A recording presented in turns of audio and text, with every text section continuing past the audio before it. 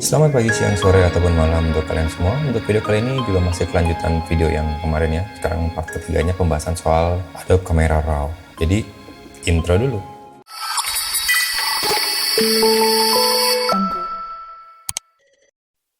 Oke, kita langsung aja buka Photoshop dan gue masukin file RAW dulu. Oke, kali ini gue pakai foto punya subscriber aja ya. Oke, jadi nggak usah basa-basi lagi, kita lanjutin aja langsung ke bagian split toning ya. Split toning ini sebenarnya gini deh, gue coba pakai ini aja deh, bikin paper baru. Dan di sini gue akan membagi dua ya. Misalnya yang bawah ini gue kasih warna agak misalnya gini lah, warna shadow lah ya, misalnya warna biru lah, anggap. Tapi intinya adalah biru tua seperti ini. Gue akan siram di bawah, dan yang untuk atasnya kita anggap ini adalah warna highlight ya, warna terang. Jadi kita menggunakan warna lain, misalnya kuning, warnanya yang cerah, yang terang gitu ya. Nah, seperti inilah taruhnya. Nah, sekarang kita masuk ke Camera Raw filter.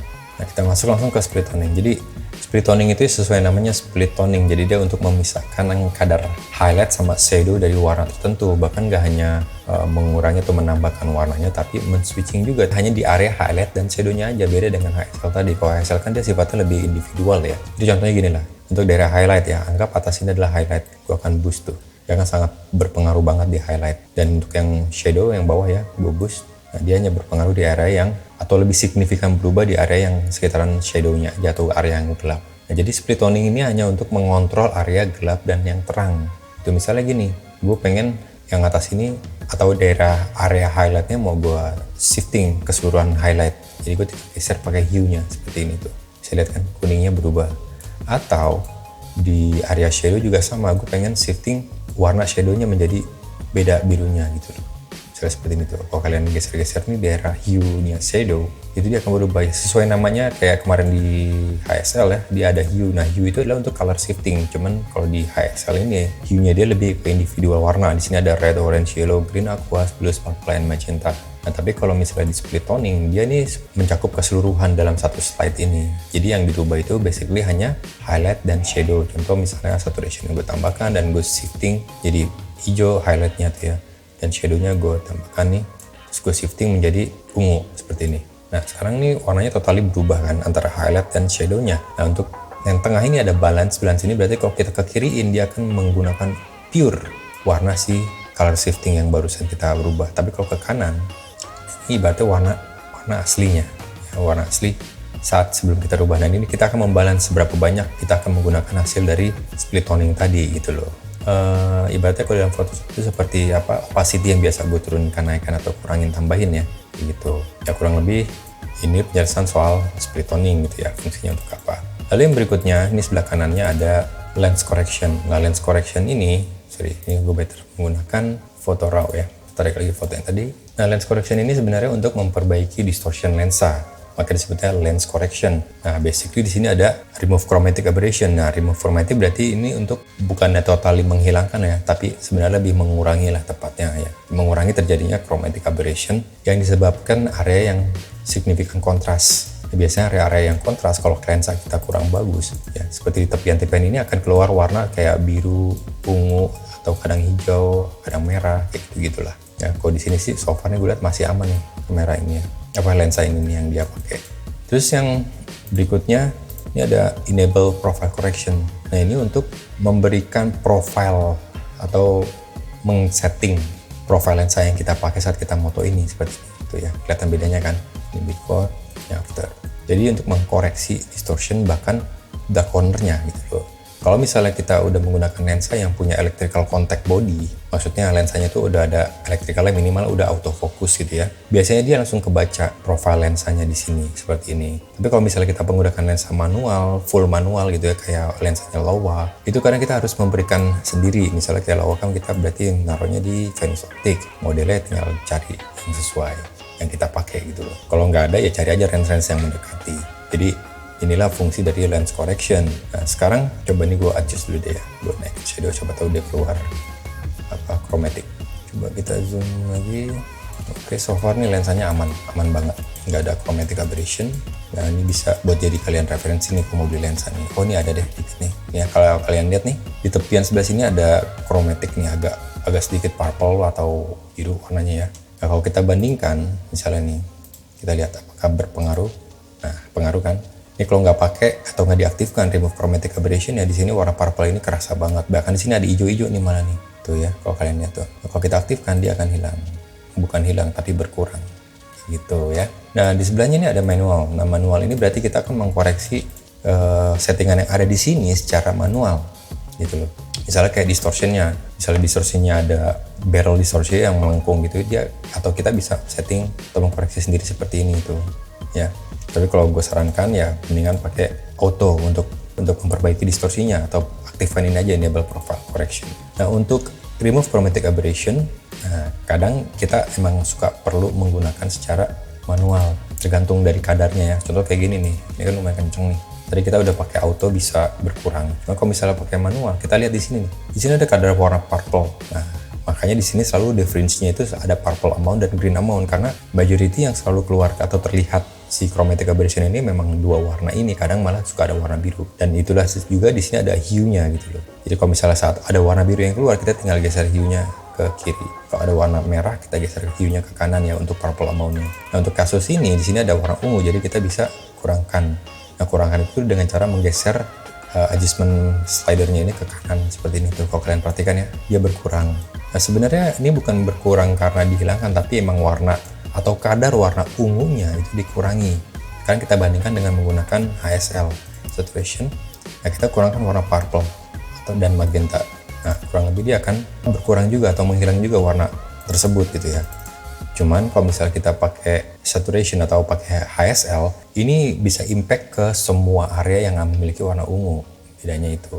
Nah kalau misalnya kita menggunakan the fringe tadi yang punyanya si lens correction ini secara manual ya, kita hanya akan mengurangi area yang total ada di tepian ini secara otomatis seperti ini. Dan lebih rapih terlihatnya. Nah sekarang yang warna purple-nya udah berkurang atau menghilang bahkan ya.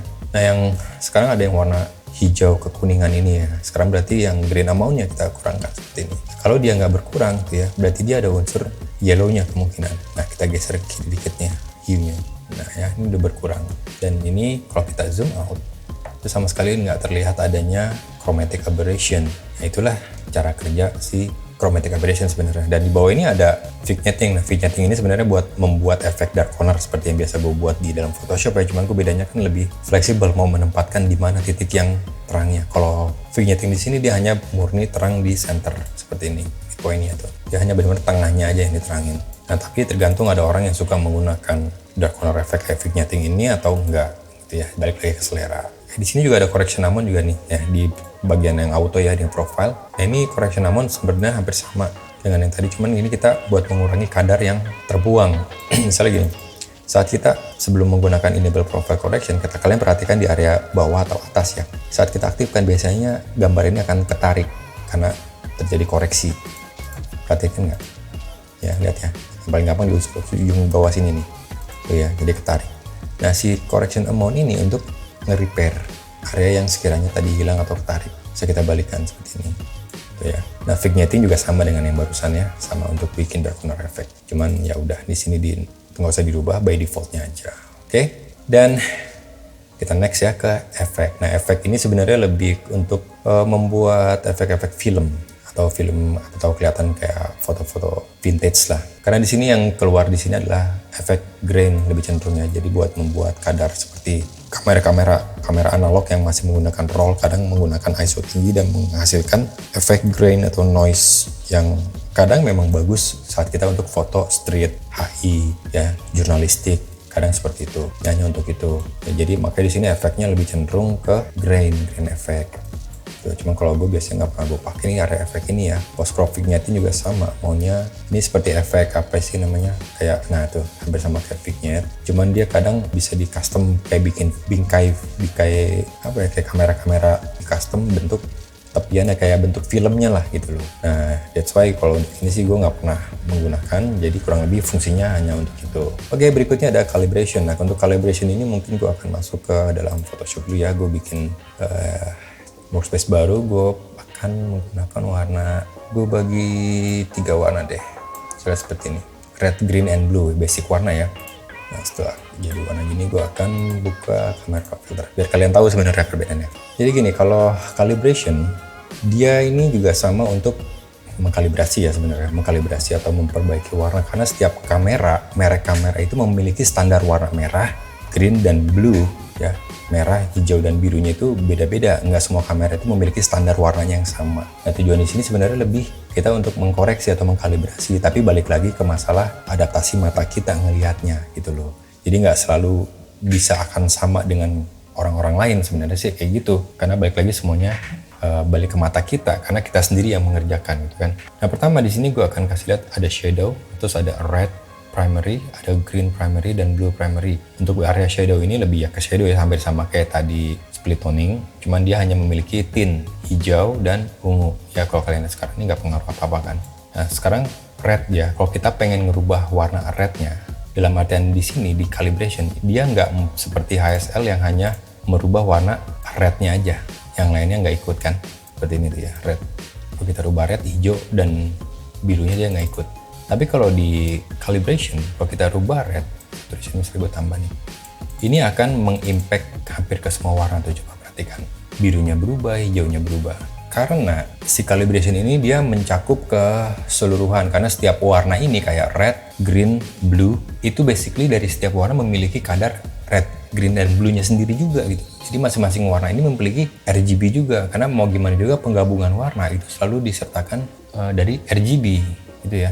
Nah misal kayak gini nih di green ya, kalau kita lihat tuh di warna green ini dia tetap memiliki warna green sebanyak 255 dan memiliki warna blue sebanyak 60. Dan kalau dia warna blue, kalau kita klik dia juga sama memiliki kadar red 11 dan kadar greennya 25. Nah jadi dari setiap warna ini sebenarnya memiliki penggabungan warna sendiri lagi gitu loh. That's why saat kita ngerubah warna red ya, red primary ini, yang berubah itu bukan hanya rednya doang, tapi hampir keseluruhan warna akan berubah juga. Cuman memang yang lebih dominan adalah warna rednya, warna rednya gitu ya.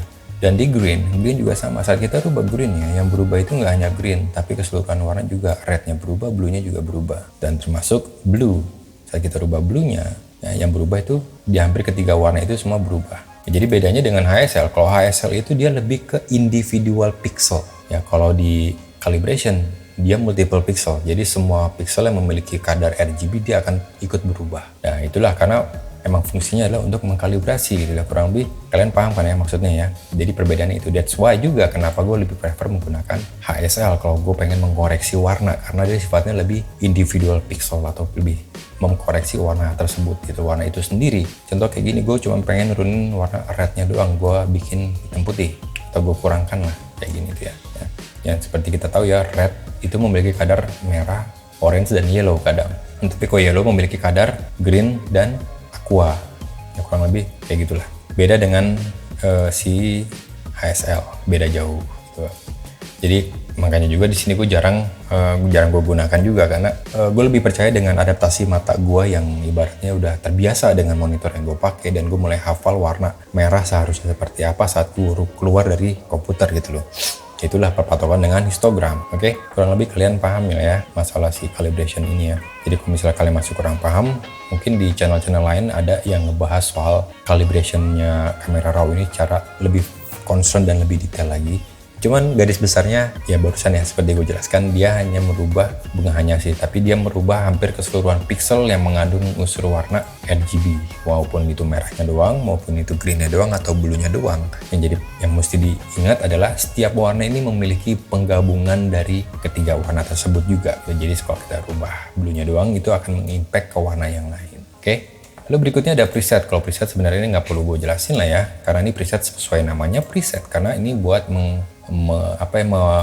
adjust foto kita berdasarkan ya preset. Jadi kita supaya nggak terlalu ribet-ribet kalau kita udah punya preset warna yang udah pernah kita buat itu, misalnya seperti ini, bikin bright atau bikin high contrast atau bikin vivid ya. Ini masalah selera. Nah kalau snapshot sebenarnya ini nggak terlalu important sih, cuma masalah snapshot doang. Jadi dia hanya untuk export settingan template ini. Tapi biasanya kalau kita udah setting di sini dan kita open image atau klik done, dia otomatis akan keluar .xmp yang kemarin sempat gue bahas juga kok. Oke. Jadi gue rasa penjelasan soal fungsi tombol-tombol yang ada di Adobe Camera Raw udah gue jelasin semua dari part 1, 2, dan sekarang yang 3. Dan jadi videonya gue selesai dulu sampai di sini. Buat kalian yang baru datang di channel ini, jangan lupa klik subscribe button dan silakan klik like button kalau kalian suka video ini, dan silakan share video ini jika menurut kalian video ini bermanfaat. Jadi sampai ketemu di video gue yang selanjutnya.